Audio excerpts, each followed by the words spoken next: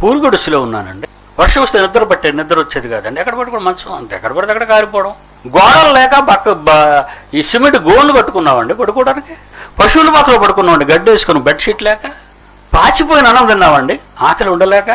దేవుని కొరకు ఇన్ని అనుభవించాడు కనుకనే పిడి సుందరు ఈరోజు ప్రపంచంలో జగత్ విఖ్యాతం అయిపోయాడు. ఆయన నోరు విప్పితే, ఆయన గలం విప్పితే ఎవడు ప్రపంచంలో నిలబడలేడు అంటున్నారు జనం అంతా. ప్రేమించాలి కదా దేవుడు నిన్నైనా. మరి ప్రేమించి నీకు వరాలు ఇవ్వాలి కదా. మరి వరాలు ఇవ్వాలంటే నువ్వు ప్రేమించబడాలంటే నువ్వేం చేసావు దేవుడి కోసం? నీ మనసులో ఉన్నది ఎవరో? నీ ఉద్యోగం, నీ డబ్బు, నీ ఇళ్ళు, నీ భార్య, నీ పిల్లలు, నీ తల్లిదండ్రులు, నీ ఊరు, ఇదే కదా 24 గంటలు నీ మనసులో ఉన్నది. దేవుడేడి?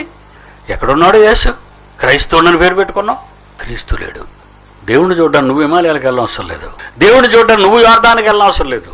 దేవుని కావాలనుకునేవాడు యెరూషలేముకి వెళ్ళి పరిశుద్ధ పట్టణం అనుకో పనికిమాలిన తిరగడం అవసరం లేదు. డబ్బులు ఖర్చు పెట్టి నీ దగ్గరికి, నీ హృదయంలోకి వస్తాడు.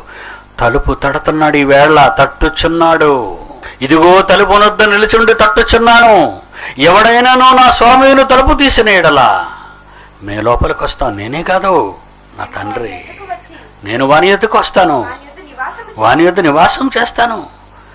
ఇక్కడ ఒక్కడొస్తానన్నాడు, అక్కడికి వెళ్ళేసరికి 2 ఉంటాం మేము. మా నాన్న కూడా వచ్చేస్తానంటున్నాడు. నిజంగా దేవుణ్ణి ప్రేమిస్తున్నారా? తండ్రిని. నోట అబద్ధం రాకూడదండి. అబద్ధాలు ఆడే వాళ్ళందరినీ దేవుడున్న మనస్సులో, దేవుడున్న హృదయం మీ భాషలో అనుకున్న పోనీ ఆ మనస్సులోకి అబద్ధం ఉండకూడదు, మోసం ఉండకూడదు, దగా ఉండకూడదు, ద్వేషం ఉండకూడదు, కపటపు మాటలు మాట్లాడకూడదు. ప్రేమ. నీ తండ్రి నీకు కావాలా? నీతో ఉండాలా? నీ అన్నయ్య నీకు కూడా ఉండాలా? తలుపు తీ. నీ మనస్సు ద్వారాలు తెరువు.